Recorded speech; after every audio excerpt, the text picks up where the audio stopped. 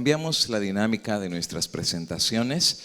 Hemos estado estudiando estos días con ustedes la serie profética La crisis final que nos espera. Sin embargo, en esta última presentación vamos a hablar un poquito acerca de completamente otra serie que se titula Como en los días de Noé. Esta serie, a diferencia de la otra tenía 4 sermones, pero esta tiene 8, tiene el doble de los sermones, pero como estamos cerrando nuestro campamento, no les puedo dar los 8. Entonces pensé, ¿qué sermón les doy? Entonces les voy a dar el último tema de la serie, que es Y la puerta se cerró. Y ustedes van a entender por qué razón he escogido ese tema. Creo que es necesario que hablemos un poco acerca de cómo van a finalizar las cosas antes de la venida de Cristo. Pero voy a hacer un pequeño repaso de lo que la serie habla y los temas que tocamos en esta serie que es profética. Y hablamos en nuestro primer tema precisamente como en los días de Noé. Hablamos de la figura de este personaje tan notorio del Antiguo Testamento, en el cual por 120 años sirvió de pregonero de justicia para advertir al mundo el fin de todas las cosas. También aprendimos en el tema número 1 que precisamente aquella generación rebelde no escuchó y entendió el mensaje de Dios hasta que fue demasiado tarde. Y Cristo dice que el mismo estado de cosas que pasó en los días de Noé habría de ser el parámetro para saber que Cristo habría de estar a las puertas. En nuestro segundo tema hablamos un poquito del concepto de lo que ellos estaban haciendo antes de la destrucción universal del diluvio. Hablamos un poquito del concepto de manipulación genética en animales, como aquella raza longeva que Elena de White decía que vivían casi 1000 años, que eran un cúmulo de conocimiento. De hecho, tú sabes que la Biblia tardó miles de años en empezar a escribirse. Cuando Moisés sube al monte, Dios por revelación le dio la inspiración del Génesis. ¿Por qué? Porque por miles de años no se escribió ningún texto bíblico, porque no había razón de escribir. La gente transmitía el conocimiento de generación en generación, de padres a hijos. Y si hoy en día Alberto Einstein, que vivió 70 años, logró inventar la teoría de la relatividad y crear una bomba atómica, ¿qué serían aquellos hombres que vivían casi 1000 años? Eran un cúmulo de conocimiento, y este conocimiento, la Biblia dice, lo usaron solamente de continuo al mal. Hoy en día ya se está repitiendo la historia. Los científicos, no es ahora, no te creas que uno está dando una revelación de ahora, ya tienen décadas de estar experimentando para la creación de quimeras. Quimeras es lo que ellos ven como un sueño dorado de crear híbridos. No solamente amalgamaciones de diferentes razas o especies, sino también amalgamación de diferentes especies animales y humanas. Pero claro, en mitología griega y otros mitos, pues hay animales que son parte animal y parte seres humanos. Pero era una quimera, no habría una prueba que lo lograron. Pero hoy en día las cosas ya han cambiado. Hoy en día los seres humanos ya están empezando a hacer mezclas de manipulación genética. Conejos fosforescentes ya existen. Pollos, les quitaron el gene de las plumas, ya existen esos pollos, no tienen escamas y no tienen plumas. ¿Por qué? Porque era muy incómodo estar desplumándolos para venderlos después a Kentucky Fried Chicken. Así es que los desplumaron, ya genéticamente son alterados. Salmones aprendieron a quitarle los genes que evitan su crecimiento a cierta edad. Y no solamente eso, hicieron mezclas con pescados que crecen en aguas calientes. Y como crece el salmón en agua fría, hicieron una mezcla y ahora el salmón puede crecer en cualquier clima y puede crecer 4 veces más de su tamaño original. Estamos hablando de salmones gigantescos e interesantemente el gobierno de Estados Unidos no ha colocado como ley o requisito de este país el poder establecer que el pescado que ya es legal de ser vendido para su consumo en este país, ¿sabes? El que come salmón, ¿quién sabe hace cuánto tiempo estás comiendo salmón genéticamente alterado? Algunos científicos están diciendo de que hay una gran posibilidad que muchos de los alimentos que se están consumiendo el día de hoy son parte de los provocadores de las megalergias que la gente está teniendo, porque el cuerpo no puede digerir esta clase de alimentos que no vinieron de la mano del Creador. Estamos hablando de experimentos que hicieron con vacas, donde les sacaron los genes que evitaba su crecimiento a cierta edad, y ahora te están haciendo monstruos. Tengo todas las fotografías creciendo orejas humanas en la parte de atrás de una rata o de un ratón, y están queriendo injertar órganos de seres humanos dentro de animales. Eso dicen que resolvería el asunto de los trasplantes de una vez y para siempre, y la lista sigue. Ya tienen la máquina, ya tienen la pistola, la tijera la tienen en su mano, y las mezclas genéticas las empezaron ya a hacer. ¿Dónde va a terminar esto? Bueno, mezcla de animales con seres humanos. No es nada nuevo, ¿eh? Tú sabes que hay una válvula del corazón que cuando es defectuosa la reemplazan con una válvula de un animal. ¿Y saben cuál es el animal, verdad? El cerdo, que dicen que es el que se parece más al cuerpo del ser humano. Así es que no es nuevo el querer utilizar partes de seres, de animales, para ser compatibles con el cuerpo de los seres humanos. En el otro tema hablamos un poco del concepto de la manipulación genética en alimentos. Es lo que se conoce hoy en día como el GMO. No solamente se metieron con la creación de Dios en lo que son las aves y lo que son los animales, también se metieron en manipulaciones genéticas de plantas. Hoy en día, desde hace más de 35 años, los habitantes de Estados Unidos y del mundo estamos consumiendo alimentos GMO. De hecho, en ese tema doy una lista de qué alimentos ya están genéticamente alterados. Y mira qué astuto es el diablo, ¿eh? Porque bajo el mensaje de la reforma pro salud, el pueblo adventista que practica este mensaje, ya no ingerimos más alimentos de origen animal.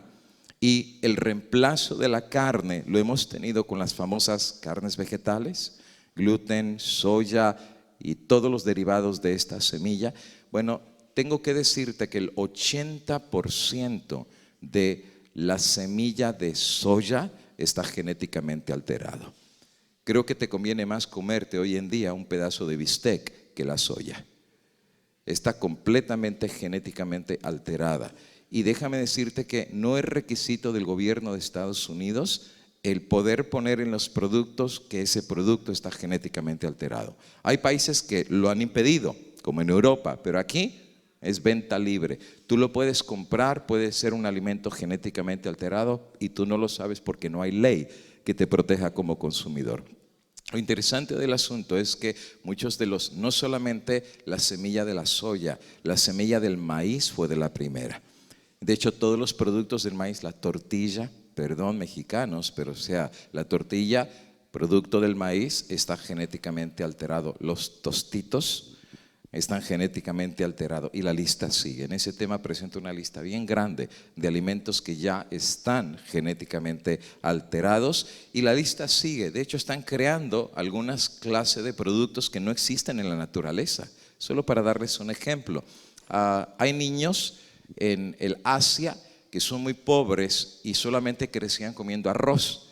Pero el arroz es deficiente en ciertas vitaminas y sustancias que los niños necesitan para su crecimiento, como por ejemplo betacarotenos. Entonces, como eran pobres, no podían comprar tomates y otras cosas que tenían el betacaroteno. Un científico lo que hizo es agarrar la tijera, cortó los genes e hizo una triple mezcla a través de una bacteria para poder crear una nueva clase de arroz. Le llaman the golden rice.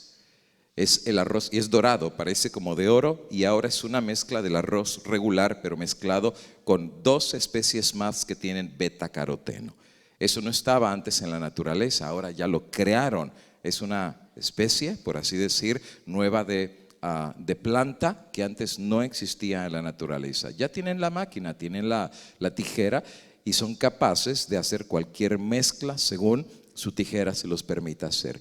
De hecho, algunos están diciendo que están pensando en la redefinición del género humano, que también fue una de las razones por las cuales Dios barrió a la generación antediluviana. Eso también ya está pasando delante de nosotros. Gente que dice que es hombre o que nace como hombre, pero dice que son mujeres, o gente que nace como mujer, pero de repente dicen que son hombres, solamente el cuerpo lo tienen de hombre, o viceversa, y están haciendo redefinición del género humano en no solamente los transexuales, que se están cambiando literalmente de sexo.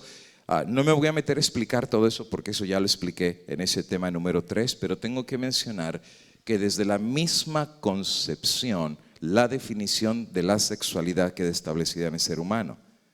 Desde la misma concepción, toda la genética, así como Dios lo estableció, define que si alguien es hombre, es hombre. Todos sus órganos y su sistema tienen el código genético ya establecido. Cuando una persona siendo hombre dice que es mujer, el problema no es físico. El problema no tiene que ver con el cuerpo, el problema tiene que ver con nuestra forma de pensar. Dice la Biblia que sus pensamientos solamente fueron de continuo hacia el mal. Dios aún se arrepintió de haberlos creado. El otro tema se llamó La tierra estaba llena de violencia. De hecho, estoy hablando en este tema un poquitito acerca de las columnas de Georgia. Si tú no has escuchado acerca de esto, métete al internet, coloca las columnas de Georgia, que son los 10 mandamientos para el sobrevivimiento de la raza humana. ¿Y sabes de qué están hablando? Quieren eliminar 5.500 millones de personas.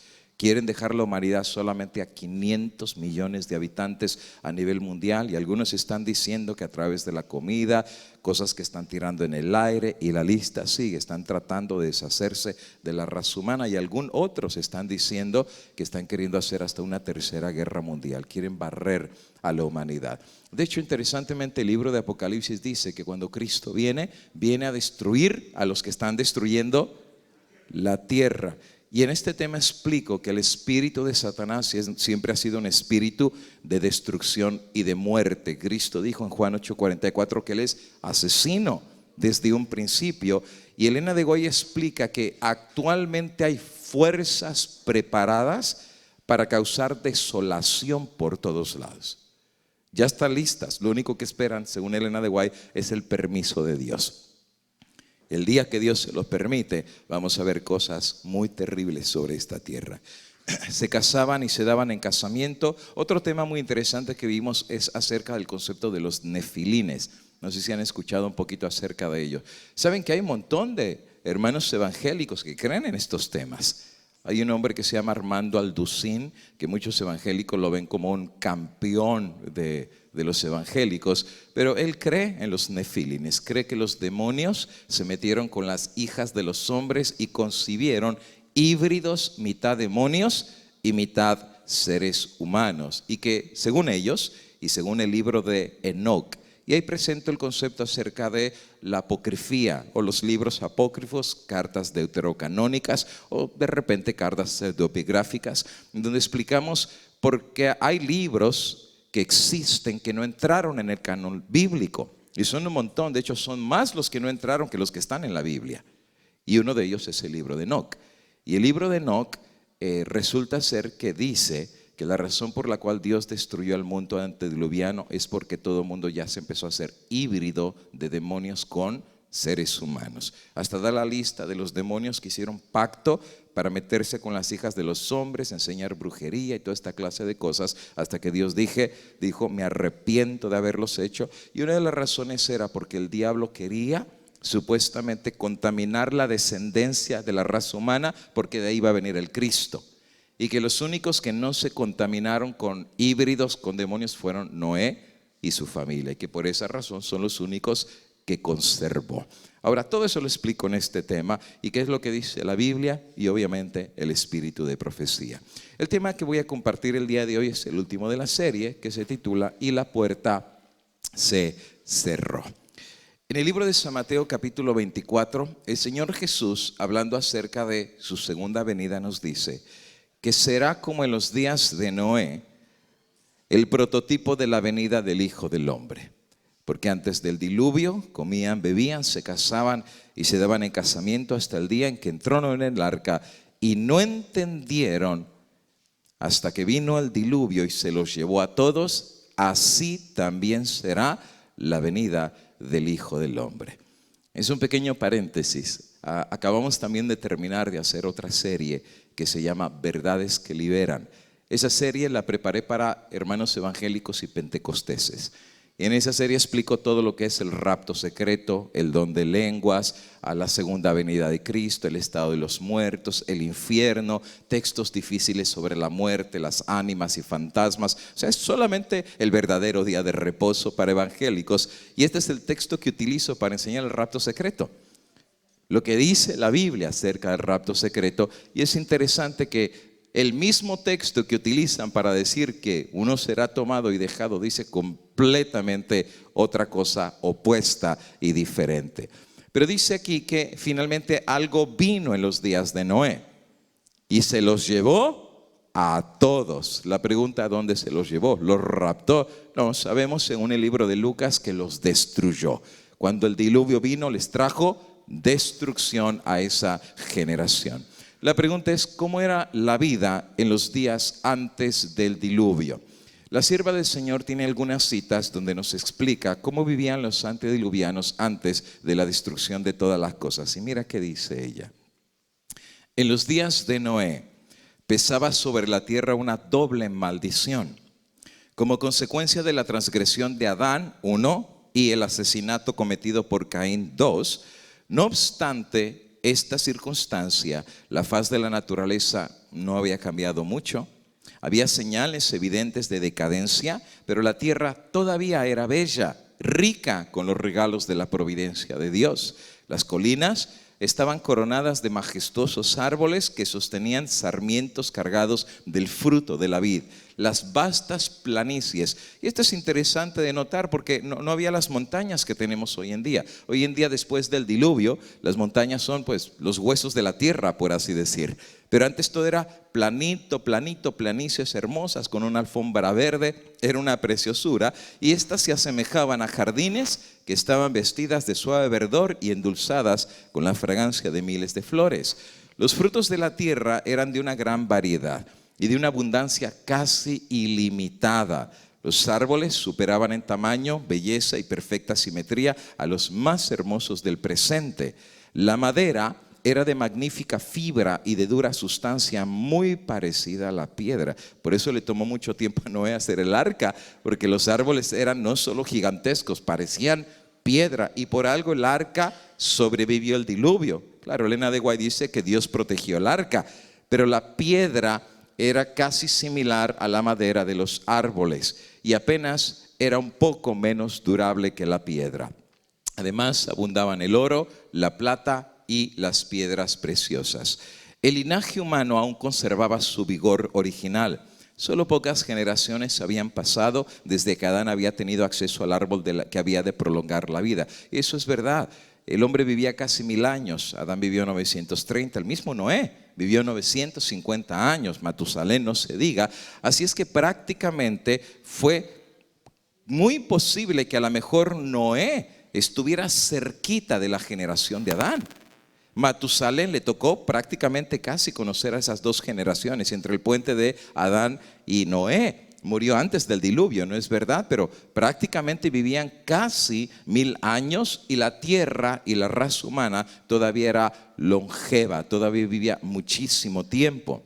Por eso dice la sierva del Señor que en aquellos días había muchos gigantes, hombres de gran estatura y fuerza, renombrados por su sabiduría y hábiles para proyectar las más sutiles y maravillosas obras. Pero la culpa en que incurrieron al dar rienda suelta a la iniquidad fue proporcional a su pericia y a sus habilidades mentales. Qué interesante, porque este pasaje echa por tierra todo el concepto de la evolución. La evolución dice que venimos de la microbacteria hasta ir creciendo hasta lo que llegamos, y la palabra de Dios dice que es al revés. Venimos de ser gigantes hasta ser chaparritos como estamos el día de hoy. Y si los hombres eran gigantes, ¿qué se espera de los animales? Por esa razón los animales que no entraron al arca porque Dios no los creó, fueron barridos por el diluvio y hoy en día están encontrando sus huesos. ¿Has visto tú los colmillos de los dinosaurios? Son gigantescos. Por eso Dios no permitió que entraran, porque Dios no había hecho esa clase de creación. Hoy en día se dice que eran cavernícolas, ignorantes, gente bruta que no tenía raciocinio. Pero el espíritu de profecía nos dice que era una raza longeva, llena de sabiduría, y tenían habilidades y pericias mentales que sobrepasaban a los que vivimos hoy en día.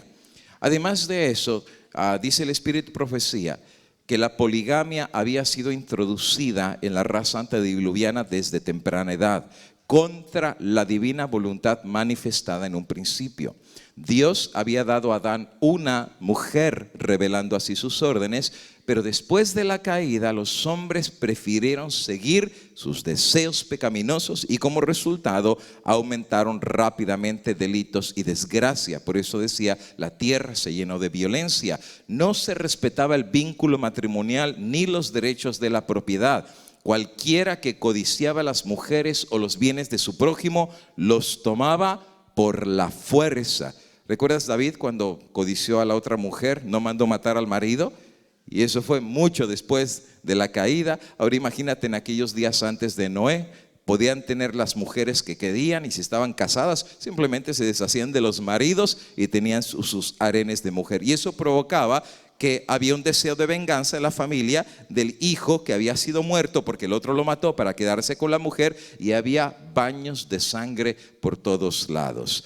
Los hombres aún se regocijaban en sus hechos de violencia. Gozaban matando animales y el consumo de la carne como alimento los volvía más crueles y sedientos de sangre. Dios crea los animales, pero Dios no creó al perro para que nos lo comiéramos. Dios no creó a la gallina, a la vaca y a todos los animales de su creación para que nos los comiéramos. Es más, tú sabes que comer animales es antinatural. Es completamente antinatural, es una perversión. ¿Por qué razón? Porque en el Génesis Dios estableció la dieta de su creación y les dijo: toda semilla y planta, eso es para que ustedes lo coman. Pero el hombre, después de la caída, empezó no solamente a matar animales. ¿Cómo te lo explico? Tú sabes que cuando alguien mata, matar es matar, ¿eh? Y cuando tú matas un animal, hay algo raro que empieza a pasar en tu mente. Dios no te creó para asesinar. Cuando una persona comienza matando animales, empieza a desensibilizar su mente, su conciencia. Y yo he conocido personas que han sido carniceros, han trabajado en ¿cómo se llama? Donde matan a los animales, en los rastros y el matadero de animales. Y yo no sé si tú has visto un video de cómo los matan, es bien cruel. Con el cuchillo empiezan a sangrar y les da lo mismo, ¿eh? O sea, ya están acostumbrados a ver derramamiento de sangre y llega el momento que se acostumbran a esa clase de violencia, se les hace después natural. No es natural, es antinatural, pero después de tanto hacerlo quedan acostumbrados. ¿Por qué es importante esto? Porque primero comenzaron matando a los animales y después terminaron matándose el uno hacia el otro. Por eso dice, llegaron a considerar la vida humana con sorprendente indiferencia. Ya les daba lo mismo, porque primero comenzaron quitándole la vida a los animales, comiéndoselos después, que después empezaron a comer entre ellos mismos, asesinatos y violencia. No fueron, dice ella, las multitudes o las mayorías las que se colocaron de parte de lo justo. El mundo se puso en contra de la justicia y las leyes de Dios, y Noé, fíjate qué interesante, al traer el mensaje directo de Dios para reprimir y reprender las abominaciones y pecados de esa generación corrupta, Noé fue considerado fanático. Satanás, al tentar a Eva para que desobedeciese a Dios, le dijo: no moriréis. Y grandes hombres del mundo, honrados y sabios, repitieron lo mismo.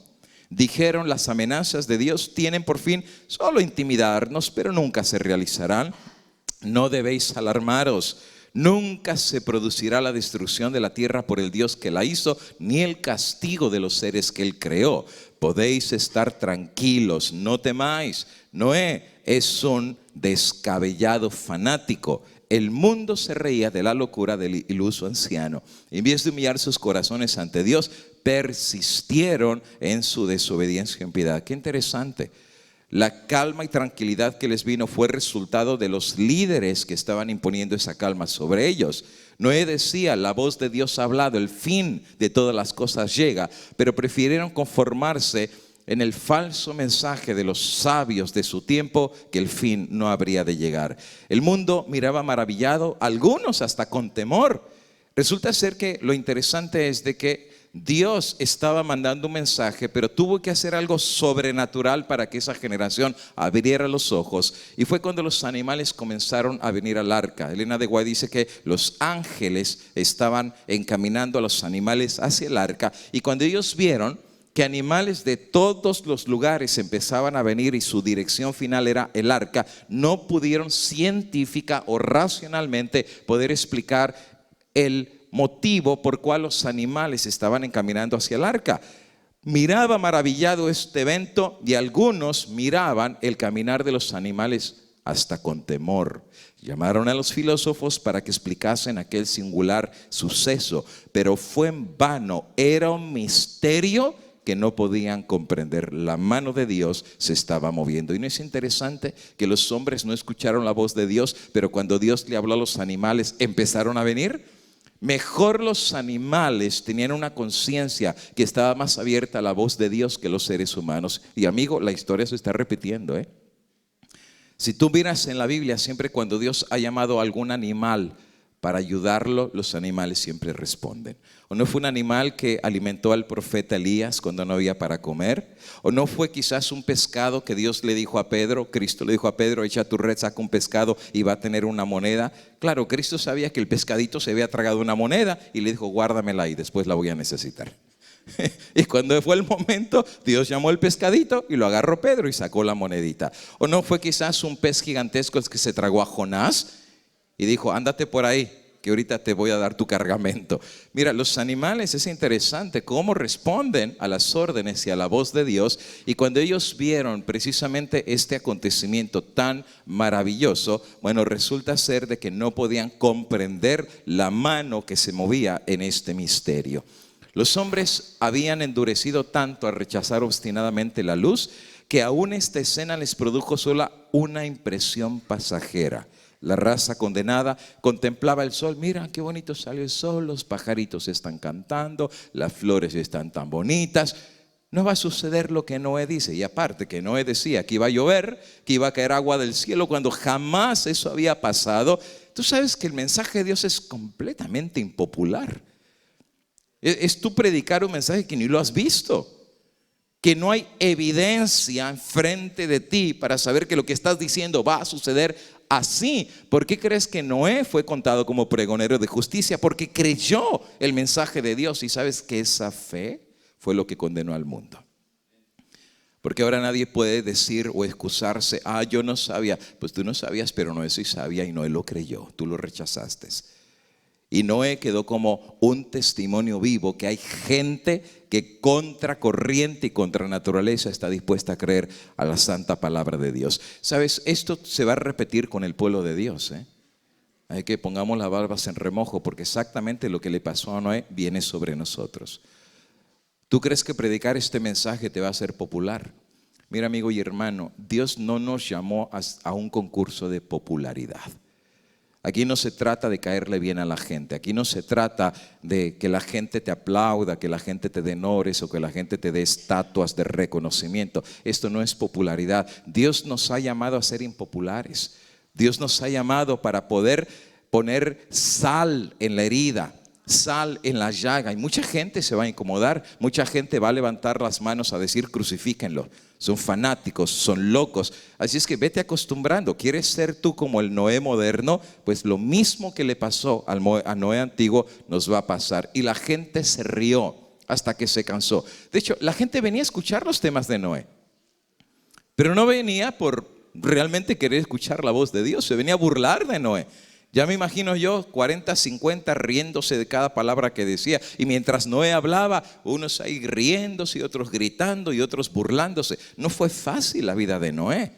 Y el pobre viejito día tras día tenía que dar el mismo mensaje y los mismos burladores venían a burlarse del pobrecito de Noé, y Noé agarrado de la mano de Dios. Y ¿saben cuántos? Algunos, ¿verdad? A lo mejor hacían un charquito de agua y se ponían a nadar. Mira, Noé, ya llegó el diluvio, me estoy ahogando, ¿verdad? Cuántas burlas al mensaje del viejito. Pero el viejito, ¿qué crees? Con la voz predicaba y con la mano iba construyendo el arca. Y no desistió. Y sabes, este es un mensaje muy solemne para nosotros. Porque ¿sabes cuánta gente hoy en día por cualquier cosa se desanima? ¿Sabes que yo he encontrado gente que hoy en día ya no va a la iglesia porque no lo saludan? Ay, que el pastor ya no me saluda, el pastor ya no me ve igual, los hermanos no me llaman, nadie me quiere, todos me odian. Y se terminan comiendo el gusanito, ¿verdad?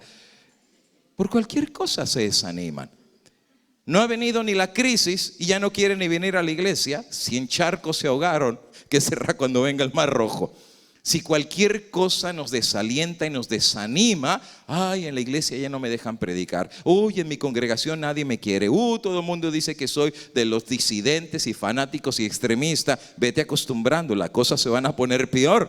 Pero recuerda una cosa, quien te llamó no es el hombre, es Jehová de los ejércitos. Y no estaba claro con eso. Por 120 años predicó un mensaje que fue completamente impopular. Por 120 años aguantó las risas, las burlas de la gente. Pero finalmente el día llegó. Predicó su último sermón y Dios le dijo, entra al arca. Tú sabes que Elena de White dice que la puerta era tan gigantesca que Noé no la podía cerrar. O sea, era demasiado grande. Si tú lees el Génesis, tenía 3 niveles, era como un edificio de 3 pisos. O sea, el arca era gigantesca. La puerta era tan grande que solamente la providencia divina la podía cerrar. Y finalmente Dios le dice, entra al arca, tú y tu familia. Ahora, aquí hay algunos puntos muy interesantes de análisis.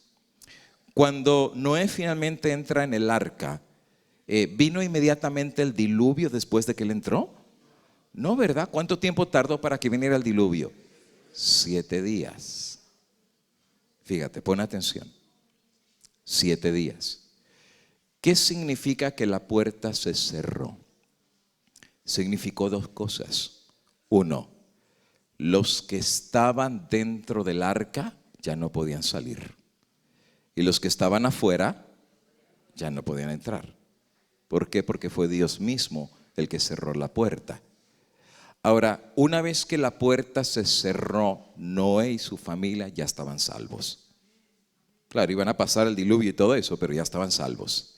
Y los que estaban afuera ya estaban, pero no lo sabían. ¿Sabe que se va a repetir lo mismo antes de la venida de Cristo? Cuando la puerta se cierre, va a haber gente que está perdida y no lo va a saber.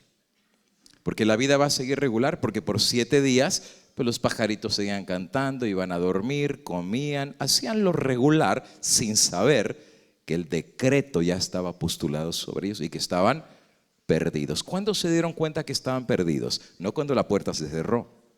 Se dieron cuenta que estaban perdidos cuando vino. Por eso dice, y no entendieron. ¿Y qué es lo que no entendieron? Que estaban perdidos hasta que vino el diluvio. Elena de White dice que finalmente un relámpago deslumbrante se vio. Ahora era algo nuevo para ellos, porque nunca había llovido y ahora viene un relámpago. Ya me imagino el susto de ellos. O sea, tronó el cielo.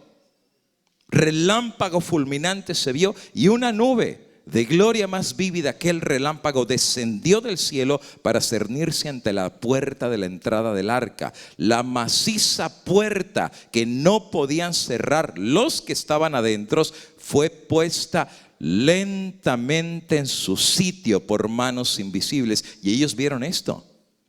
Vieron como la puerta se iba cerrando sin manos humanas, manos invisibles cerraron la puerta y Noé finalmente quedó adentro y los que habían desechado la misericordia de Dios quedaron afuera. El sello del cielo fue puesto sobre la puerta y Dios la había cerrado y solo Dios podía abrirla. Y tenemos que entender una cosa acerca de Dios. Dios llama, Dios apela, Dios da misericordia, pero una vez que Dios dice se acabó, No hay nadie que pueda abrir la puerta. Dios no es hombre para que se eche atrás.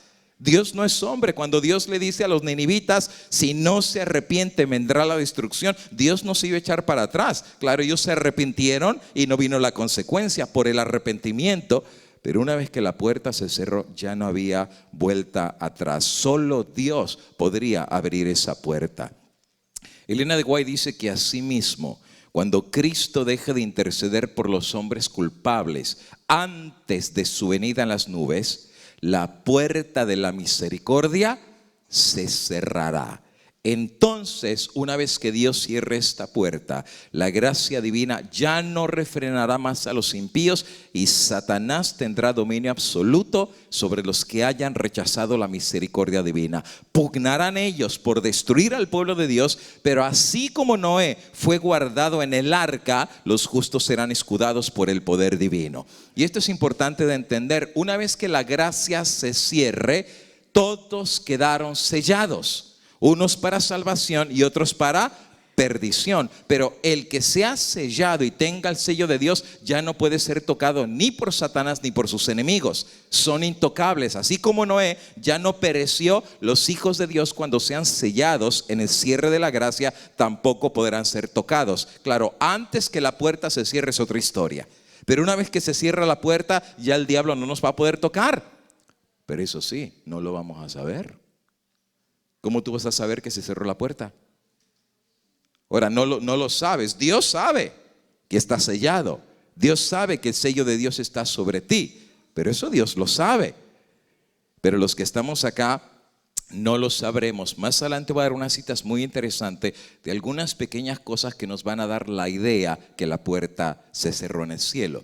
Sigue diciendo Elena de White, cuando vino finalmente el diluvio sobre esa generación, las bestias rondaban presas de terror. Sus discordantes aullidos parecían lamentar su propio destino y suerte del hombre.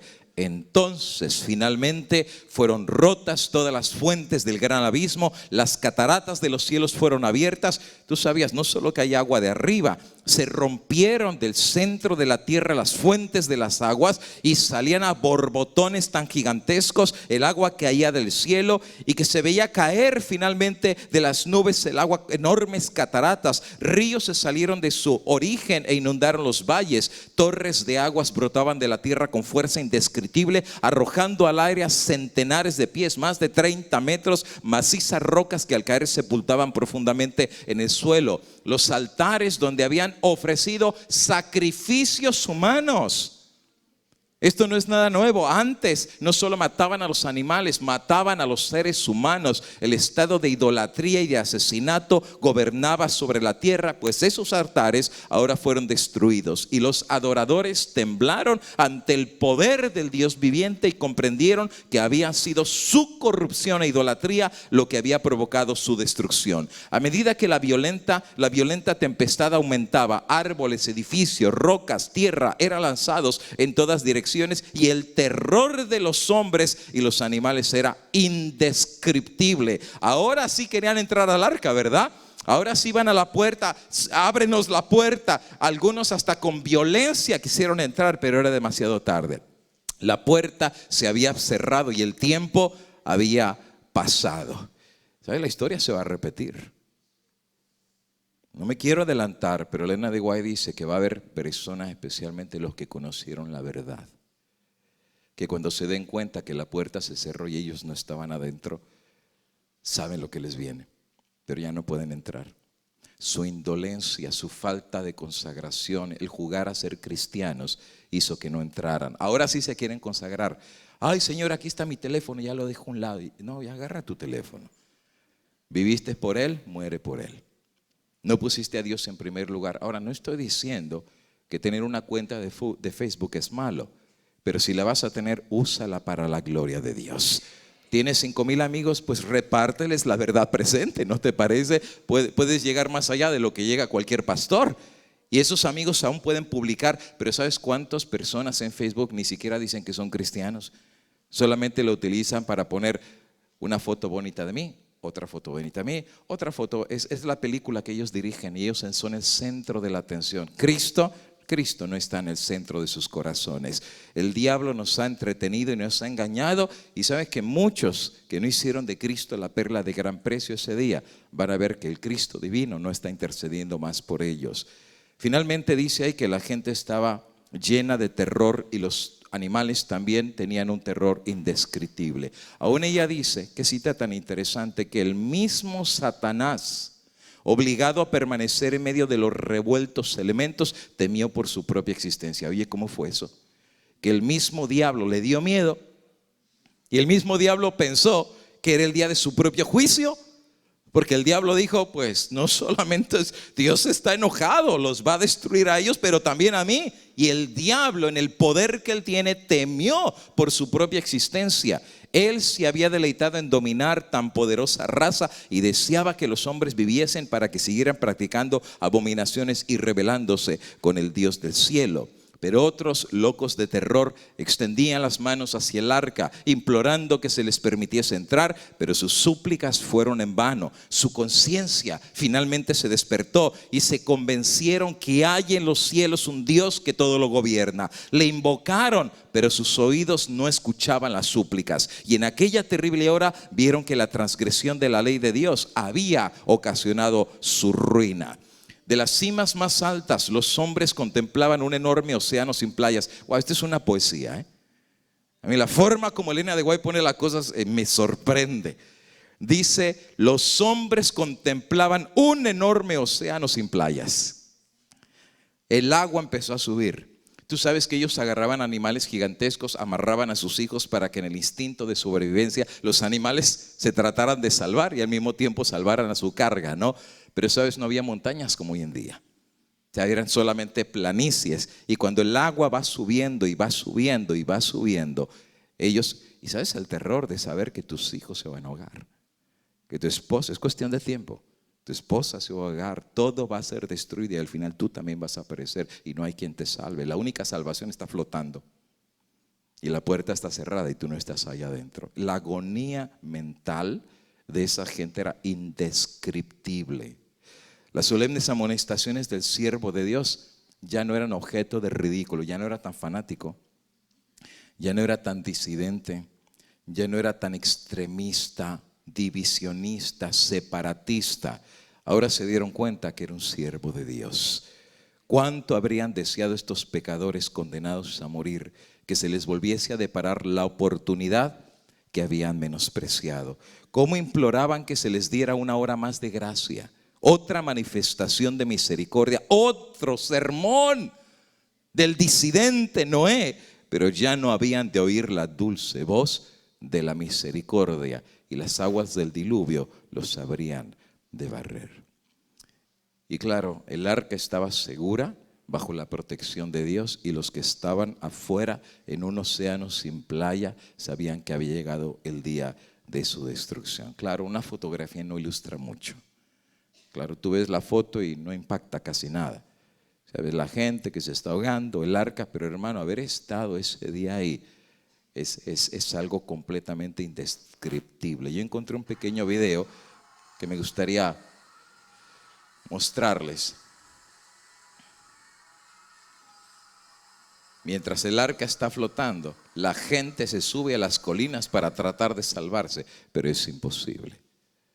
No hay nadie que los pueda salvar. El que los podía salvar los desecharon. Y ya no había más esperanza para ellos. Ahora, Cristo dice que es como en los días de Noé, que será la venida del Hijo del Hombre. ¿Sabe qué significa eso, verdad? La historia se va a volver a repetir. Por eso es importante que entendamos los elementos de qué sucedió en los días de Noé, porque la historia se nos habrá de volver a repetir. Hay 7 aspectos del cierre de la gracia antes de la venida de Cristo que me gustaría compartir con ustedes en el resto del tiempo que me queda. Así es que vamos a tratar de volar para ver hasta dónde llegamos. Primer aspecto del cierre de la gracia: ya se han cerrado algunas puertas de la misericordia en diferentes generaciones. O sea, en diferentes tiempos Dios ya llegó el momento que cerró la puerta de la gracia y misericordia. Mensajes Selectos, tomo 1, página 71, Elena de White dice: hubo una puerta cerrada en los días de Noé. Y entonces, ahora, pongan atención a estos detallitos, se cerró la puerta en los días de Noé y entonces, no antes, entonces, una vez que se cierra la puerta, fue retirado el Espíritu de Dios de la raza pecaminosa. No antes, sino después. ¿Por qué razón? Porque antes de que la puerta se cierre, el Espíritu Santo todavía apela a la conciencia de la gente. O sea, todavía tiene chance de entrar a la puerta de la salvación. Pero una vez que se cierra la puerta, ya no tiene sentido que el Espíritu Santo interceda, porque ya no pueden entrar. La puerta se cerró. ¿Has leído la cita de Elena de White que dice que ya el Espíritu de Dios se está retirando de la tierra? ¿Sabes qué significa esto? Que la puerta pronto se va a cerrar. Ahora, dice ahí que finalmente, después que el Espíritu Santo se fue, después vino el diluvio. Quiere decir que una vez que el Espíritu Santo se vaya, la venida de Cristo no tarda mucho. Porque el diluvio solamente tardó 7 días en venir después de que la puerta se cerró. Ahora, no estoy poniendo fechas, O sea, no salgan aquí diciendo, el pastor Rivera dijo que 7 días después de la gracia, Cristo viene. Pero no es interesante notar que tan pronto la puerta se cerró, no tardó mucho en venir el diluvio. Te voy a dar algunas citas en un momentito más. Página 72. Hubo también una puerta cerrada en los días de Abraham. La misericordia dejó de interceder por los habitantes de Sodoma. Cuando los ángeles van a la ciudad es porque la decisión ya había sido tomada antes. Quiere decir que Dios a esa ciudad ya la había juzgado, pesado, y su caso estaba decidido. Aún Abraham trató de entrar al concilio de Dios y decir, Señor, ¿no será que te habrás equivocado? ¿Y qué tal que si hay 50? ¿Y qué tal que hay 40? ¿Y qué tal que hay 10? Y aún Dios dijo, está bien, si tú crees que sabes más que mi concilio celestial, si tú piensas que conoces mejor los corazones, si hay 10, los perdono. Ya Abraham ahí le dejó, ¿verdad? Si hubiera bajado a 5, ni 5 hubiera habido, ¿verdad? Porque salieron 4, la mujer terminó hecha una estatua de sal. Y no me voy a meter a hablar de eso porque si no el tiempo se me va. Pero es muy interesante porque la mujer volteó, Mejor ahí le dejo. Mensajes selectos, página 72. Hubo una puerta cerrada en los días también de Cristo. El Hijo de Dios declaró a los judíos incrédulos de esa generación, vuestra casa os es dejada desierta. Tú sabes que aun cuando crucificaron a Cristo ya sus días estaban contados.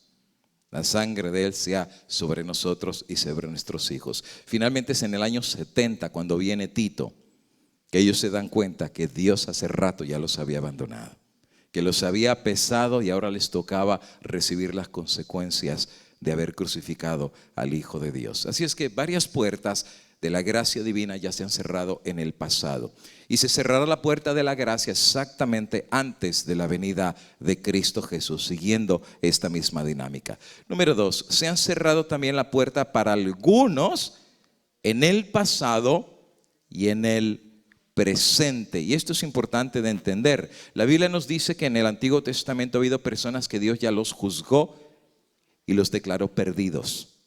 O sea, ya se perdieron porque pasaron ante el tribunal de Dios. Y es el caso de Belsasar. Mira qué dice Daniel capítulo 5. Cuando finalmente la mano está escribiendo sobre la pared y viene Daniel para interpretar la escritura, Daniel, antes de interpretar la escritura, mira qué le recuerda al rey. El Altísimo Dios, oh Rey, dio a Nabucodonosor tu padre reino, grandeza, gloria y majestad. Por la grandeza que le dio, todos los pueblos, naciones y lenguas temblaban, temían delante de él, y quien quería mataba, a quien quería daba la vida, engrandecía al que quería y a quien quería humillaba. Pero cuando su corazón se ensoberbeció y su espíritu se endureció en su orgullo, fue depuesto del trono de su reino y despojado de su gloria, echado entre los hijos de los hombres, y su mente se hizo semejante a las bestias, y con los asnos monteses fue su morada. Hierba le hicieron comer como un buey, y su cuerpo fue mojado con el rocío del cielo, hasta que reconoció que el Altísimo Dios tiene dominio sobre los reinos de los hombres, y que Él pone al que le place. Y tú, su hijo Belsasar, no humillaste tu corazón. Y mira qué interesante, sabiendo esto. Su pecado no era de ignorancia, era un pecado de rebelión, porque él sabía lo bueno y a pesar de saber lo bueno hizo lo malo. Y Daniel se lo tiene que decir, tú sabías. ¿Y por qué se lo está diciendo? Porque le va a decir, así como tú sabías, Dios te juzgó por ese conocimiento. Y entonces dice, Pecaste contra el Señor y te has ensoberbecido. Hiciste extraer delante de ti los vasos de su casa, tú y tus grandes, tus mujeres y tus concubinas. Bebiste vino en ellos y además de esto diste alabanza a dioses de plata, oro y bronce, hierro y madera y piedra, que no ven, no oyen ni saben, y al Dios en cuya mano está tu vida y son todos tus caminos nunca honraste. Entonces, como Dios vio que esa fue tu decisión, entonces Dios también decidió.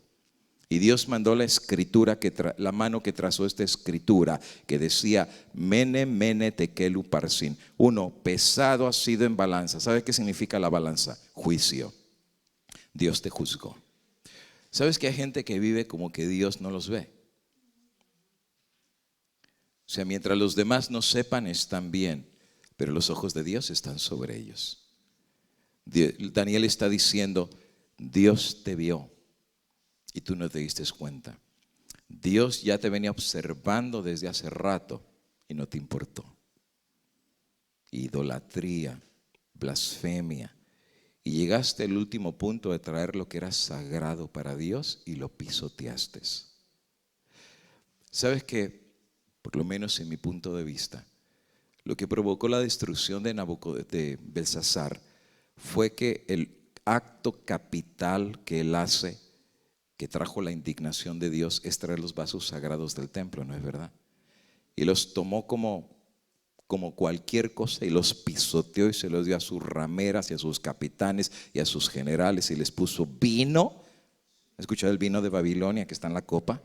O sea, llegó al punto de desecrar lo que era sagrado. No hizo diferencia entre lo santo y lo que no era santo y lo tomó como inmundo y lo desecró. Entonces Dios dijo: te metiste con lo sagrado mío. La mano empezó a escribir.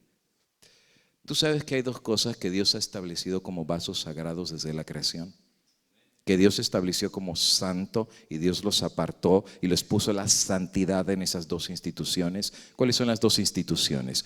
Uno es el santo sábado y el otro es... ¿Tú sabes que yo creo que cuando los seres humanos toquen esos dos vasos, la mano va a empezar a escribir? Ya empezaron con uno. El matrimonio lo redefinieron y en el año 2015 la Suprema Corte de Estados Unidos vilipendió y humilló y desecró lo que Dios llamó santo.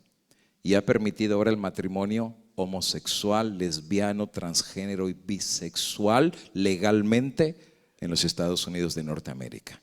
Y no solamente es el único país, por todos lados, todos los países están pisoteando el primer vaso sagrado. Va uno, falta otro. ¿Cuál es el otro?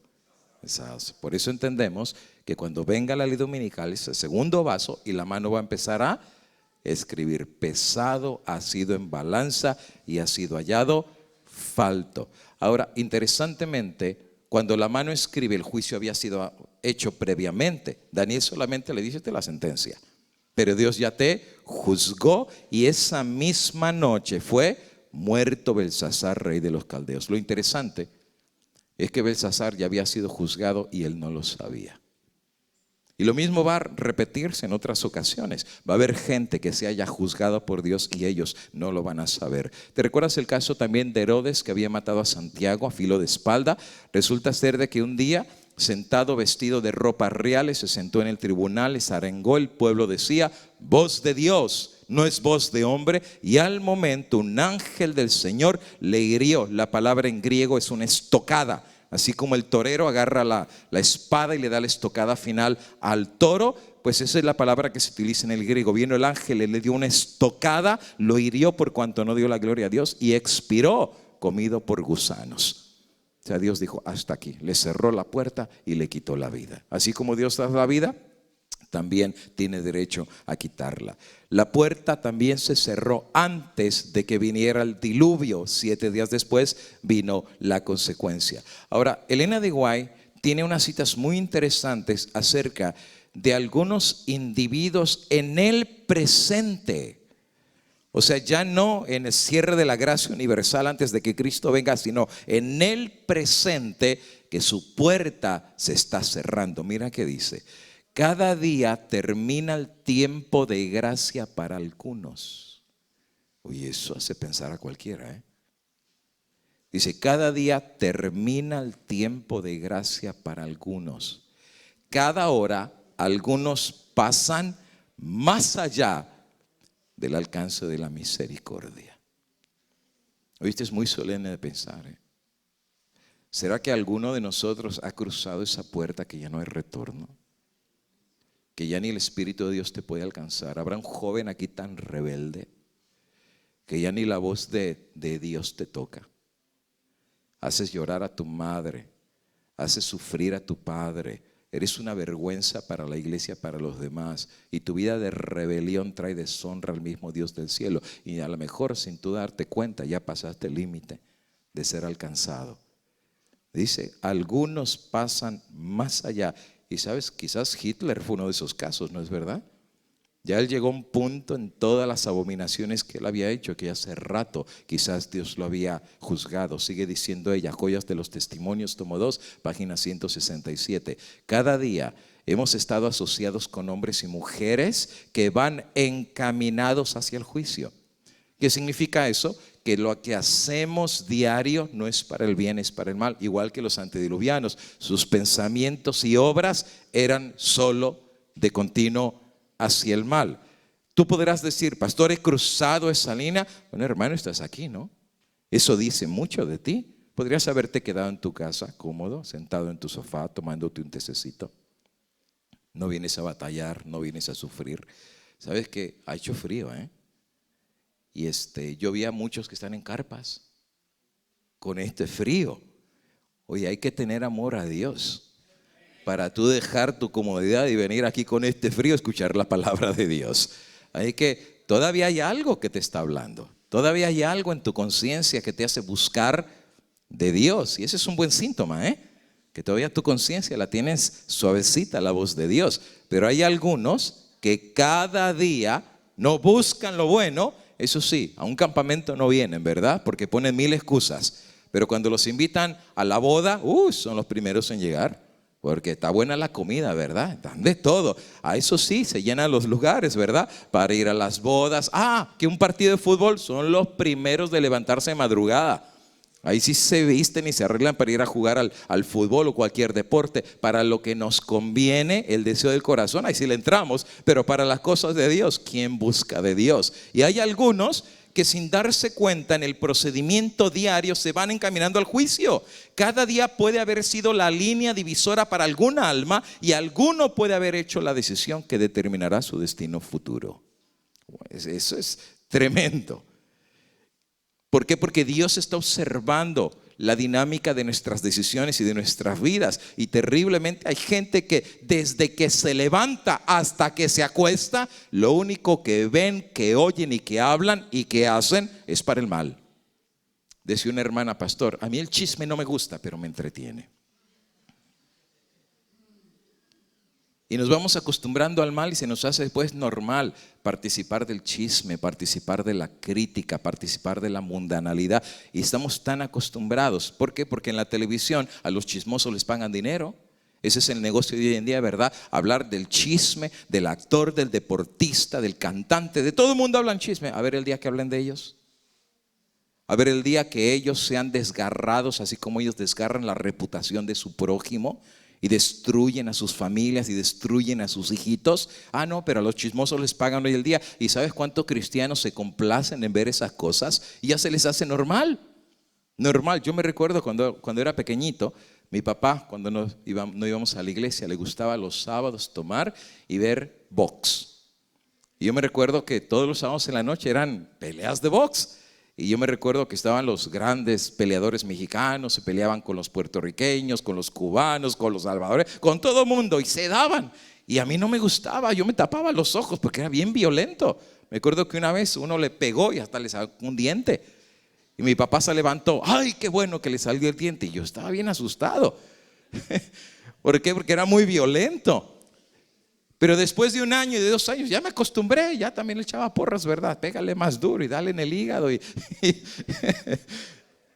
Pero ¿qué crees? Hoy en día el box ya no es nada en comparación con deportes tan violentos que hay hoy en día. Los meten en una jaula y se hacen pedazos. ¿Por qué? Porque estamos llegando al momento en el cual ya el corazón está completamente desensibilizado. Y algunos puede ser que hicieron ya la última decisión Como Judas, ¿verdad? Cuando vendió a Cristo fue la línea que cruzó. Ya no había vuelta atrás. Cristo le dijo: lo que vas a hacer, hazlo pronto, porque cruzas hoy la línea, no hay más rescate para ti. Y Judas lo hizo y ya no regresó. ¿Cuál ha sido nuestra influencia sobre estos compañeros de viaje? ¿Y qué esfuerzos hemos hecho para llevarlos a Cristo? No sabemos cuánto ha de terminar nuestro tiempo de prueba. A lo sumo no podemos contar sino una vida muy breve, pero no sabemos cuándo la saeta de la muerte nos atravesará el corazón. Y en este sentido también mucho se les cierra la puerta. Cuando una persona fallece, la puerta se cierra, porque ya no hay oportunidad, ¿verdad? Por eso dice el sabio Salomón: mejor es perro vivo que león muerto. Porque el león muy grandote y muchas garras y muchos colmillos, pero muerto no hace nada. Creo que un chihuahua hasta te puede asustar más que un león muerto. Porque más vale perro vivo que león muerto. ¿Sabe qué significa eso? Que mientras hay vida hay esperanza. Mientras hay vida todavía el Espíritu de Dios puede hacer algo por tu vida. Pero el día que falleces, ya no hay nada más que se pueda hacer. A mí el año pasado estuve en 20 funerales. Y no me gustan los funerales. De todo lo que hago en el ministerio es lo que no me gusta. Mucho dolor, mucha tristeza. Me ha tocado ver a chicos que el ataúd de su papá va bajando y presos de la conciencia que les remuerde se tiran al ataúd. Papá, no te vayas. Y se han roto las sogas y cae el ataúd, se abre y ya están besando al papá todo muerto. Y saben, cuando predico, mi mensaje nunca es al muerto, mi mensaje es a los vivos. Si vas a traer, yo digo: miren, hermanos, visita, qué lindas flores, miren qué hermosa la de aquí, la de allá. Pero para nuestra información, las flores no se traen en la muerte, las flores se traen en la vida. Todo el mundo dice: qué bueno que era. No le tienes que decir que era bueno cuando está muerto, se lo tienes que decir cuando está vivo. A la esposa la tienes que querer no cuando esté muerta, cuando está viva. A los hijos los tienes que abrazar cuando están vivos, no cuando están muertos, porque mientras hay vida hay esperanza. Y dice ella que aquellos que la saeta de la muerte atraviesa su corazón, la puerta se cerró. Así es que la puerta se ha cerrado en el pasado para algunos, en el presente algunos a lo mejor también la puerta se ha cerrado, y lo mismo sucederá antes de la venida de Cristo. Punto número 3, la puerta de la gracia se cerrará antes de la segunda venida de Cristo. Quiere decir que cuando Cristo viene, ya todos los casos están juzgados. Él ya sabe quién se perdió y quién está salvo, quién está dentro del arca y quién se quedó afuera. Apocalipsis 22:11 dice el profeta Juan: me dijo: no selles las palabras de la profecía de este libro, porque el tiempo está cerca. El que es injusto, sea injusto. El que es inmundo, sea inmundo. El que es justo, practique la justicia. Y el que es santo, santifíquese todavía. Fíjate, eso es lo que hemos entendido como el cierre de la gracia. ¿Qué pasa después de eso? He aquí, vengo pronto. Quiere decir que una vez que la puerta se cierre, la venida de Cristo será pronta. Y viene con su galardón para recompensar a cada uno sea su obra. Elena de Guay, hablando acerca de este tiempo, que la gracia habrá de cerrarse y que entonces la venida de Cristo es inminente, ella dice en Mensajes Selectos, tomo 1, página 224, Dios no nos ha revelado el tiempo cuando terminará este mensaje o cuando el tiempo de gracia llegará a su fin. Quiere decir que nadie puede saber exactamente el momento en que la gracia se cerrará, porque Dios no lo ha revelado. Aceptemos las cosas reveladas para nosotros y nuestros hijos, pero no procuremos saber lo que ha sido mantenido secreto en los concilios del Todopoderoso. Quiere decir que solo los concilios de Dios saben cuándo la puerta de la gracia habrá de terminar para la raza caída. Sigue diciendo ella: nadie ha recibido la orden de escudriñar las Escrituras a fin de asegurar si es posible cuándo terminará el tiempo de la gracia. Dios no ha concedido tal mensaje a ningún labio mortal.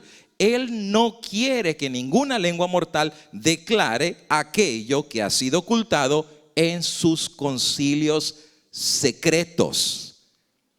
Así es que poner fechas o ideas de cuándo la gracia va a cerrarse Dios no lo ha revelado, solamente se sabe en los concilios de Dios. Me han llegado cartas preguntándome si tengo alguna luz en especial en cuanto a la fecha de la terminación del tiempo de la gracia, y contesto. Y sabes, Elena de Guay es tan sabia la forma como contesta esa mujer. O sea, le dicen: Elena de Guay, ¿qué día te ha dicho Dios? ¿Cuándo se cierra la puerta de la gracia? Dice, mi respuesta es esta: que ahora es el tiempo de trabajar mientras dure el día, pues viene la noche cuando nadie puede obrar. Qué increíble. O sea, ¿para qué estás preocupando cuando se cierra la gracia? ¿Quién sabe si hoy mismo se cierra la puerta de la gracia para ti? ¿Quién te garantiza que hoy es tu último día de vida? ¿Quién te garantiza el día de mañana? Hoy tienes que vivir para Cristo, porque hoy puede ser el último día de tu propia. Qué interesante la forma como ella contesta. Aspecto número 4. ¿Habrá alguna señal que marque el cierre de la gracia? ¿Habrá algo que nosotros como pueblo de Dios acá abajo en la tierra podamos tener una idea que la gracia está a punto de finalizar en los concilios celestiales? Sigue diciendo ella en Comentario Bíblico Adventista, tomo número 7. El Señor me ha mostrado claramente, fíjate, que la imagen de la bestia será formada antes del cierre del tiempo de gracia. Que es lo que estamos viendo ahorita exactamente con el ecumenismo cumplirse delante de nosotros, la formación de la imagen de la bestia, porque ha de ser la gran prueba para el pueblo de Dios, la ley dominical. Pero antes de que venga la ley dominical, primero tiene que venir la formación de la imagen de la bestia, y la imagen de la bestia trabajará con la bestia para empujar el concepto de la ley dominical. Y cuando ésta sea impuesta, será nuestra gran prueba. ¿Ya llegó la prueba o no ha llegado la prueba? ¿No ha llegado? Hay pruebitas, ¿verdad? Pero no es la gran prueba que el pueblo de Dios tiene que pasar, por la cual su destino eterno será decidido. Quiere decir que todavía Dios no ha puesto a su iglesia en la balanza. Claro, el juicio comienza por el pueblo de Dios, ¿no es verdad? Pero lo que va a tamizar o lo que va a dividir en el pueblo de Dios, los que sí son y los que no son, es la gran prueba. ¿Ya llegó? Pues para allá vamos, pero no hemos llegado porque todavía no está completamente formada la imagen de la bestia. Y dice ahí, esta es la prueba que el pueblo de Dios debe tener antes que sean.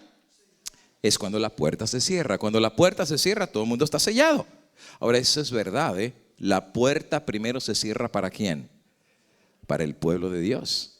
Mientras que se cierra para nosotros, todavía sigue abierta para los que no conocieron la verdad. Palabras de vida del Gran Maestro, página 339. La gran prueba final que viene, fíjate, a la terminación del tiempo de gracia, cuando será demasiado tarde para que la necesidad del alma sea suplida. Recuerda a las vírgenes, ¿verdad? La necesidad de tener el aceite extra para la gran prueba que vendrá. Testimonios, tomo 5. Cuando las cifras acumuladas en los registros del cielo marquen que la suma de las transgresiones está completa, la ira vendrá, sin mezcla de misericordia, y entonces se verá lo tremendo que es haber jugado con la paciencia divina. Esta crisis llegará cuando las naciones se unan para anular la ley de Dios. Otra vez, el concepto de la ley dominical. A nivel mundial va a haber un rechazo de Dios, especialmente de su ley, y obviamente del Santo Sábado como día de reposo. Y el resultado, Elena de Guay dice que aún en Estados Unidos, cuando rechacen la ley de Dios y coloquen un día espurio, eso va a ser apostasía nacional, y a la apostasía nacional le va a seguir la ruina nacional. En otras palabras, la mano empieza a escribir. Conflicto de los siglos, 671. Cuando termine el mensaje del tercer ángel, la misericordia divina ya no intercederá más por los habitantes culpables de la tierra. El pueblo de Dios habrá cumplido su obra, habrá recibido la lluvia tardía, el refrigerio de la presencia del Señor, y fíjate, y estará preparado para la hora de prueba. Interesante. Quiere decir que los que prediquen el mensaje de los tres ángeles y preparen al mundo para el mensaje final de Dios y reciban la lluvia tardía, todavía no les ha venido la gran prueba. Quiere decir que el que no tenga el Espíritu Santo no la va a hacer. Más adelante Elena de Guay dice que los únicos que van a sobrevivir las plagas son los que tengan la lluvia tardía. y de otra manera no la van a hacer. Ahora, no me voy a meter a explicar todo esto porque el tiempo no me da. Pero tú sabes que Elena de Guay explica, claro, cuando vengan las plagas, Salmo 91 dice, caerán a tu diestra 1000, 10,000 a tu diestra, más a ti. Quiere decir que las plagas no nos van a tocar. Pero tú sabes que eso no quiere decir que vamos a estar en abundancia. Su pan y sus aguas. ¿Y sabes qué significa su pan y sus aguas serán seguras? Elena de Guay dice que Dios nos va a dar suficiente comida solo para que no muramos. O sea que esto va a estar crítico. O sea, no va a haber comida a nivel mundial. Lo que pasó en Jerusalén se va a repetir a nivel mundial. Vamos a tener calor, así cuando el sol caliente. Bueno, pues no dice en el libro de Apocalipsis que el sol no calentará más sobre ellos. O sea, no nos va a destruir, pero va a haber efectos. Porque estas plagas universales es el diluvio universal. Claro, el diluvio no destruye a Noé, pero sí que sintió los sacudones del barco. Y cuando viene una ola y Dios protege el arca, y a Noé le tocó estar ahí, semana sobre semana, aguantando toda la destrucción que venía, aunque no lo destruyó, pero sí le tocó sentir los rezagos de esa destrucción. Bueno, el pueblo de Dios está sellado, cumplió su obra, predicó el mensaje y ya está preparado para la hora de prueba que viene. Los ángeles se apuran, van, vienen de aquí para allá en el cielo. Un ángel regresa a la tierra y anuncia que su obra está terminada. El mundo fue sometido a la prueba final y todos los que han sido resultado fieles a los preceptos divinos han recibido el sello del Dios vivo, y entonces Jesús dejará de interceder en el santuario, levantará las manos y con gran voz dirá: hecho es. La puerta finalmente se cerró. Cuando haya terminado este examen, cuando se hayan fallado respecto a todos los siglos han profesado ser discípulos de Cristo, entonces y no antes terminará el tiempo de gracia y será cerrada la puerta de la misericordia. Por eso va a ser tan importante para Dios el mensaje de los tres ángeles. Es lo que va a hacer que el mundo se defina o a favor de Dios o en contra de Dios. Y déjame decirte, hay gente que Dios ya la está preparando. La iglesia católica y en todas las iglesias hay gente que su conciencia no está cauterizada, que ellos todavía levantan la santa ley de Dios. Yo conozco gente católica que no les gusta mentir, que no les gusta robar, que son bien honrados. Conozco mucha gente que es así, pero también conozco gente en la iglesia que qué bárbaros. Ladrones, mentirosos y deshonestos. Y saben que eso es lo que da bofetadas al reino de Cristo, porque viene la gente que son visitas y ve nuestro testimonio y dice: y estos son los de la verdad presente, y estos son los que creen de Dios. Pues mejor me regreso a mi iglesia. Son más nobles allá que lo que acá dicen creer a Cristo y terminan crucificándolo. Por eso dice Romanos 2, por eso el nombre de Dios es blasfemado entre los gentiles, no por la verdad que ustedes tienen, sino porque no están viviendo esa verdad. Lo interesante del asunto es que cuando todo caso sea terminado, entonces y no antes habrá terminado el cierre de la gracia. Punto número 5. Sabrá el mundo que la gracia terminó para ellos. Claro, la decisión se tomó, el mensaje se predicó, Dios levantó a su Noé. Y eso es interesante porque el diluvio no vino sin que antes Noé predicara. Quiere decir que antes que venga la destrucción, Noé volverá a aparecer. Y aquí están los que Dios va a levantar para decir: viene el diluvio, viene la destrucción, vienen las plagas del Apocalipsis. Y hay una razón, porque han pisoteado la ley de Dios y el Dios del cielo todavía puede tener misericordia de ustedes. Noé se levantará, pero una vez que cada quien tome su decisión, la puerta se cerrará. Ahora, el mundo sabrá que fueron juzgados y están perdidos. Mira lo que dice Conflicto de los Siglos 545. Antes del diluvio, después que Noé hubo entrado en el arca, Dios le encerró en ella, dejando fuera a los impíos, pero por espacio de 7 días, el pueblo, no sabiendo que su suerte estaba decidida, continuó con su indiferencia, búsqueda de placeres, y se mofó de las advertencias del juicio que le amenazaba. Así dice el Salvador, será en la venida del Hijo del Hombre.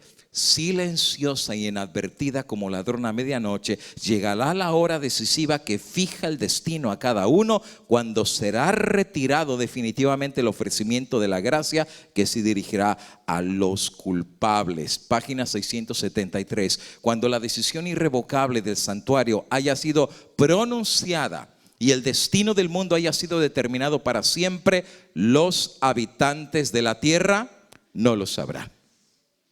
¿Qué quiere decir? Se van a levantar a trabajar, van a ir a su casa, van a regresar, se van a casar, van a plantar, van a planificar sus vacaciones. Todo sigue normal, sin saber que están perdidos.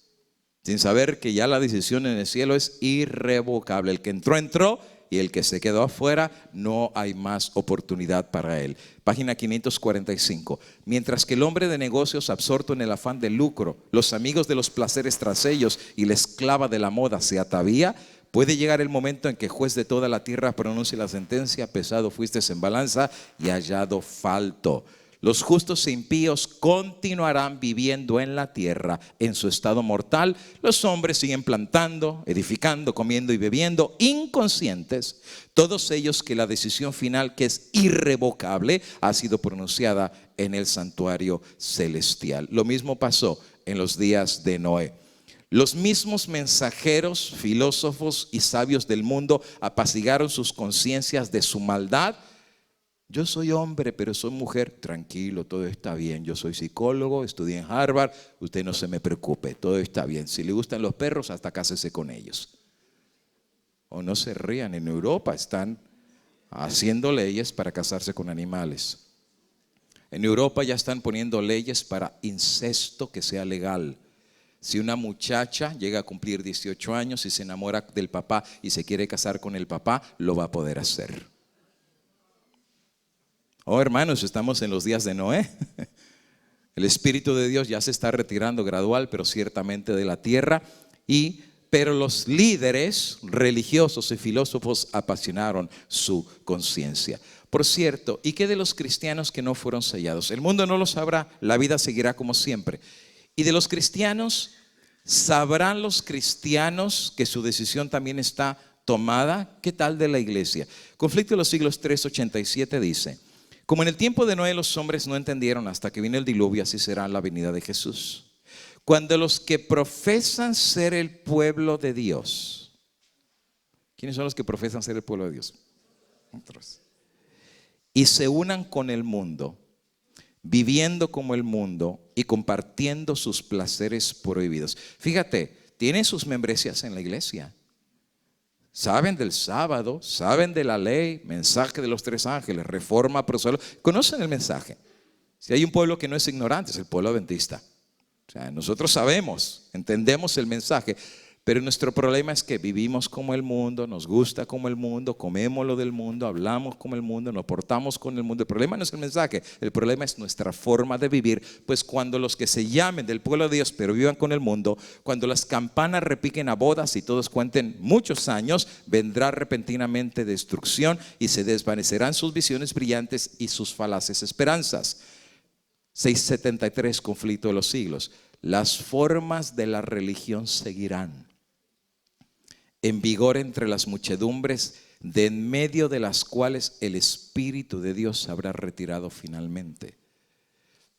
La gente va a seguir viniendo a la iglesia, va a cantar los himnos que siempre canta, va a recibir las predicaciones de que Jesús te ama, que todo está bien. Todo va a seguir normal, sin saber que ya el Espíritu de Dios no está más entre ellos, se retiró para siempre.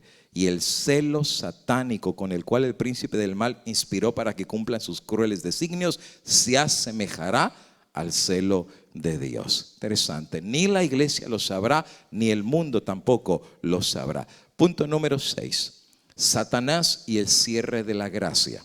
Si el mundo no lo va a saber, si la iglesia no lo va a saber, ¿sabrá el diablo que la gracia se cerró? Mira lo que dice Review and Herald, 1908. En el tiempo de angustia, Satanás agita a los impíos y ellos rodean al pueblo de Dios para destruirlos.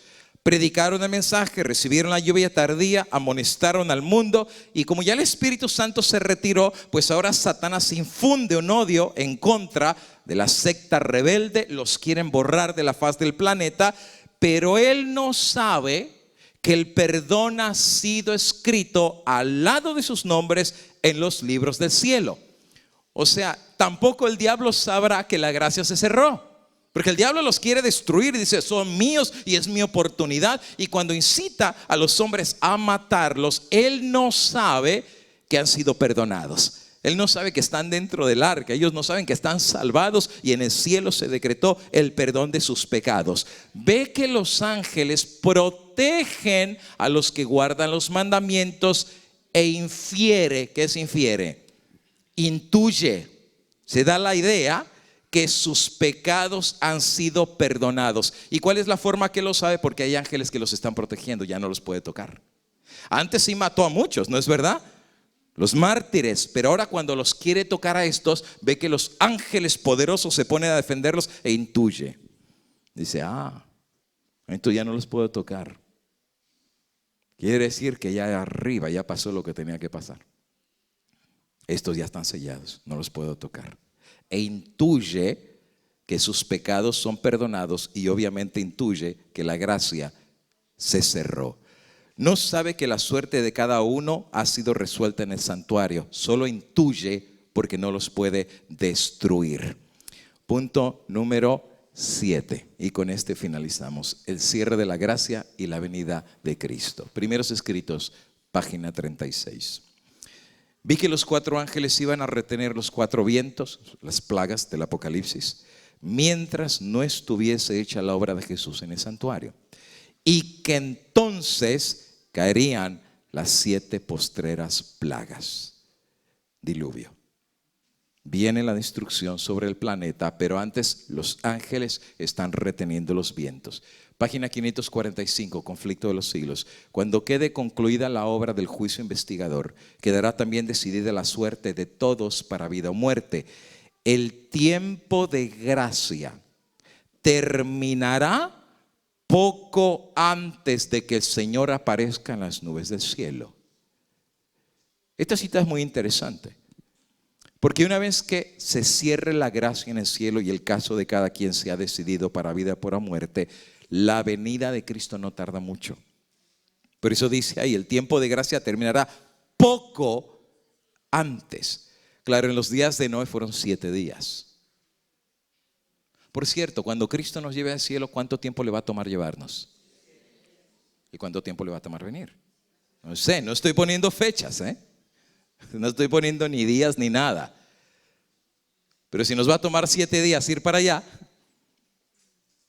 y fueron 7 días lo que tardó el diluvio en venir cuando la puerta se cerró, y Elena de White dice que cuando se cierre la gracia, la venida de Cristo tardará poco. O sea, tan pronto eso se termina, así como Noé se metió al arca y Dios mismo cerró la puerta, y una vez que cerró la puerta, a los 7 días vino el diluvio. Entonces cuando la puerta se cierre, ya no tiene caso que Cristo siga allá.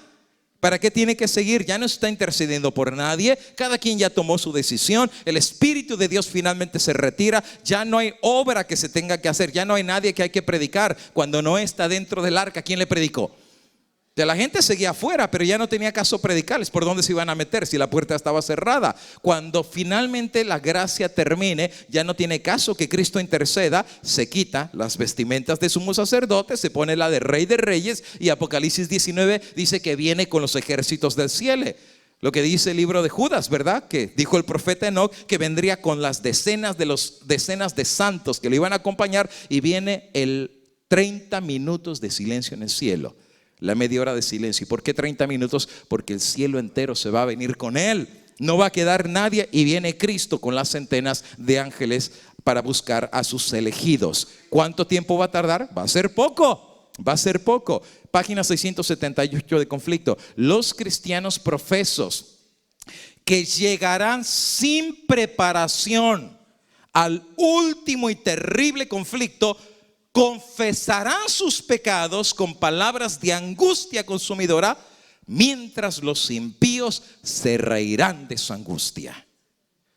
¿Y sabes por qué? Porque ellos se van a dar cuenta que no están en el arca. ¿Y sabes por qué se van a dar cuenta? Porque las plagas les van a caer.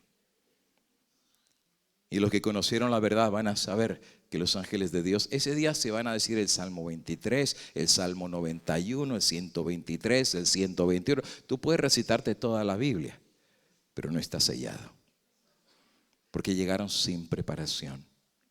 Dejaron su entrega y consagración. Ahora sí caen de rodillas, Señor, ahora sí ya no, la puerta se cerró. El tiempo de haberse consagrado a Dios no era cuando las plagas estén cayendo. ¿No es muy interesante lo que pasó en Egipto también? Viene el ángel de la muerte, pon la sangre en el dintel. Y ahí viene lo que era la Passover o la Pascua. Passover, ni plaga tocará tu morada. La pregunta es, ¿cuándo deberían poner la sangre en el dintel? ¿Antes que pasara el ángel o después de que pasara el ángel? ¿Cuándo tenemos que ser sellados por Dios? ¿Antes que pase el ángel o después de que pase el ángel? Es antes, la obra del sellamiento es antes, pero muchos que conocieron la verdad y que no se prepararon, procrastination, todo lo dejaron siempre al final. Oh, mañana me consagro, oh, mañana sí, oh, mañana, oh, y todo lo dejaron para mañana. Llegan al cierre de la gracia sin preparación, y cuando las plagas les van a caer con angustia, ahora sí confiesan los pecados. Señor, me arrepiento, soy pecador, ahora sí me consagro, ahora sí me entrego. Pero los impíos que no saben lo que ellos entienden, se ríen de ellos. Dice, mira, estos pobrecitos tan locos, no sé de qué están llorando, porque ellos saben que están perdidos. Estas confesiones son del mismo carácter de Esaú, de Judas. Los que las hacen lamentan los resultados de la transgresión, pero no la culpa misma. No sienten verdadera contrición ni horror, pero eso sí lo sintieron los que fueron sellados en la angustia de Jacob. Y tú sabes que eso va a ser medio complicado, porque el diablo nos va a sacar en la cara todo lo que hemos hecho. Y la angustia va a ser grande. Porque lo que vamos a pensar es, ¿estaré salvo o perdido? Y no lo sabemos. O sea, no lo sabemos. ¿Cómo tú puedes saber que Dios te perdonó? Va a ser una angustia tan grande, porque habrás predicado el mensaje, pero ¿quién te garantiza realmente que Dios te escogió? Y la angustia es terrible. Y como el Espíritu Santo se está retirando, viene el diablo y va a hablar a nuestro oído. Y nos va a decir, pues si tú no sirves. Si imagínate, predicaste el mensaje y eres una basura. ¿O crees que yo no sé tu vida? Lo que hiciste aquí, lo que hiciste allá, lo que viste aquí, lo que escuchaste. Yo conozco todo. ¿Y sabes qué? No solamente yo lo conozco, Dios lo sabe. Si Dios me arrojó por un pecado, ¿tú crees que un miserable como tú, Dios lo va a llevar allá a la santidad? Que Dios te va a llevar al lugar en donde cosa inmunda no entra y tú eres un inmundo. Eso va a ser una angustia terrible, en donde pelearemos con Dios. Señor, no lo merezco, es verdad. Prediqué tu mensaje y no lo merezco. Pero Señor, ten misericordia. Y la angustia va a ser tan grande. Pero sabes que Jacob, al final de su lucha, se le cambió el nombre, ¿no es verdad? Y su nombre fue Israel. Peleó con Dios y venció. Va a ser la misma lucha, pero también la misma victoria.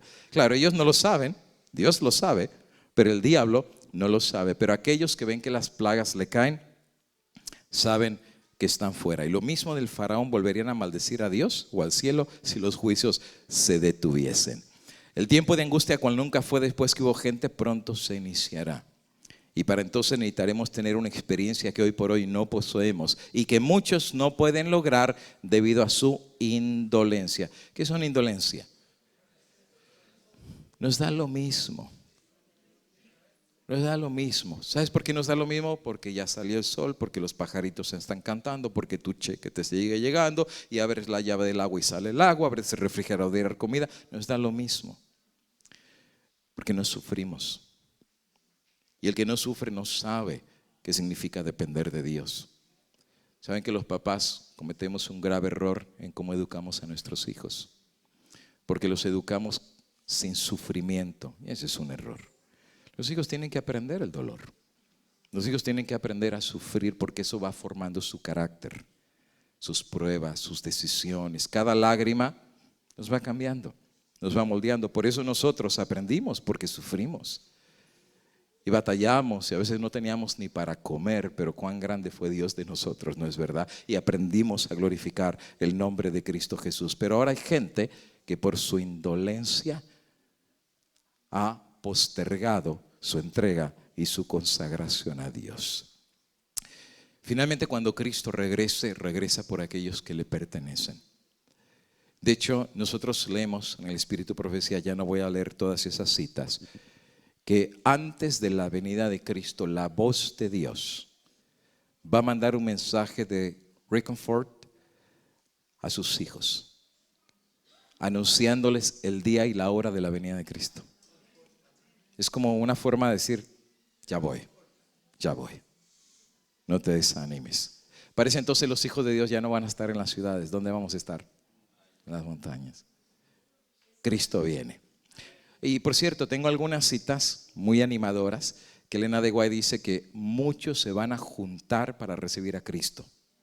No vamos a estar solos, va a haber grupos que se van a juntar, va a haber grupos que van a salir. Ojalá que ustedes sean de esos, ¿eh? Pero si no nos llevamos bien aquí, ¿cómo nos vamos a llevar bien en la montaña? Es aquí donde tenemos que aprender el amor verdadero, el cariño. Es más, ella dice que cuando no haya nada para comer, va a haber grupos que se van a juntar, pero si no están consagrados se van a arrebatar la comida de la boca. Aquí hay que aprender a no ser egoístas, a buscar el bien de mi prójimo, no a buscar mi propio bien, porque si no nos vamos a terminar hasta comiendo a los hijos. No, grupos se van a reunir y Dios les va a permitir juntos venir la venida de Cristo Jesús. Y saben que va a ser tan emocionante esos días, ¿verdad? Vamos a ser intocables, el ángel de Dios nos va a proteger, habremos puesto nuestra confianza en Dios y nosotros sabemos que Él viene, está cerca y nos vamos a agarrar en esperanza y nuestros ojos van a estar levantados al cielo y vamos a buscar la señal, porque sabemos que habrá una señal, ¿no es verdad? Y cuando veamos la señal del Hijo del Hombre, los corazones se van a alegrar, porque vamos a decir, como dice el libro de Isaías, he aquí que viene nuestro Dios. Lo hemos esperado y Él nos salvará. Isaías 55 dice, buscad a Jehová mientras puede ser hallado. Llamadle en tanto que está cercano, pero deje el impío su camino, deje el hombre inicuo sus pensamientos, vuélvase a Jehová, el cual de Él tendrá misericordia, y al Dios nuestro, el cual será amplio. Alabado sea el nombre de Dios. Cuán grande es Dios, cuán grande es Dios. Pero no interpretemos que la bondad de Dios es debilidad, que Dios no es débil. Porque los antediluvianos pensaron nunca va a pasar, pero cuando pasó se dieron cuenta que Dios es amor, pero también es justicia. Busquémoslo mientras pueda ser hallado. Regresemos a nuestros lugares con una nueva convicción de ser más leales a Dios. Regresemos a nuestros lugares con una mejor convicción de consagrar nuestras vidas a Dios. ¿Ya estás orando? Ora más. ¿Ya estás leyendo la Biblia? Léela más. ¿Estás testificando? Testifica más. Mientras los poderes de allá están creciendo en intensidad y en trabajo, cuanto más el pueblo de Dios también tiene que ponerse a trabajar. No nos cansemos de predicar el mensaje, no nos cansemos de hacer el bien. Y por más que haya oposición, y por más que haya dificultad, y por más que aún los de la misma casa sean los propios enemigos, confiemos en Dios. Hay recompensa, porque si al maestro dio todo por nosotros, ¿por qué no dar todo también por el maestro? Pronto viene un nuevo día. Las tinieblas están a punto de pasar y en la noche más oscura de esta tierra, Dios llama a sus estrellas a brillar. Porque mientras más abundó el pecado, más abundó la gracia de Dios. Y tú y yo podemos ser un instrumento en las manos de Dios para que muchos todavía, que la puerta está abierta, puedan entrar a la santa gracia de Dios. Vamos a ponernos de pie para tener una palabra de oración y con esto darnos por despedidos en este día. Los que podamos, nos colocamos de rodillas. Vamos a orar. Oremos. Querido Dios, amante Padre, gracias porque tu palabra es segura, tu palabra no falla. Y nos has hablado a través de la voz de los profetas, advirtiéndonos que así como en los días de Noé sería la venida del Hijo del Hombre. Padre eterno, la puerta está abierta. Todavía hay entrada al reino de la salvación para aquellos que han escuchado la voz de Dios y en arrepentimiento vuelven al Señor del cielo. Padre eterno, los días son malos. La gran controversia está a punto de finalizar. El mal no durará para siempre. Pronto el Rey de la justicia habrá de imponer sabiduría, justicia y paz sobre los mansos de corazón, aquellos que van a subir al monte de Jehová. Pero Padre, hoy por hoy necesitamos una experiencia que no poseemos. Padre eterno, Si hay papás aquí presentes, pon en ellos un nuevo espíritu para reunir a sus hijitos junto a ellos y consagrarlos al Dios del cielo. Si hay mamás, dales espíritu de sabiduría para que aprendan a ser sabias en esta generación de mal y de pecado. Que aprendan como madres cristianas a abrir la palabra de Dios en santidad y en temor delante de sus hijitos. Y que si hay una ciencia que sus niños tienen que aprender, que no sea la ciencia de este mundo, que pueda ser la ciencia del reino de la salvación. Si hay hijitos y jovencitos aquí presentes, tócalos también a ellos. Porque Padre eterno, la palabra de Dios nos revela que tú has tenido jovencitos y señoritas que han sido campeones en el reino de Cristo. Puede ser un Daniel, puede ser un David que habrá de tumbar gigantes en el tiempo del fin. Puedes tener jovencitas que habrán de ser tan intrépidas como fue Esther cuando fue delante del rey. Oh Padre eterno, vas a usar al que tú quieras usar. Pero Padre, hoy es la hora del encuentro con Dios. Hoy es la hora de nuestra verdadera conversión. Hoy es la hora de consagrarnos de mente, cuerpo y corazón a aquel que todavía tiene los brazos abiertos y a aquel que sabemos que cuando te buscan de corazón tú no los sabrás de rechazar. Padre eterno, danos la oportunidad de renovar un pacto nuevo contigo en el día de hoy y que al regresar a nuestros lugares regresamos transformados y que la gente pueda decir de nosotros, verdaderamente estuvieron con Jesús. La bendición de Dios la pedimos sobre tu pueblo, en el sagrado nombre del Padre, del Hijo y del Espíritu Santo, y juntos decimos amén y amén, Señor Jesús.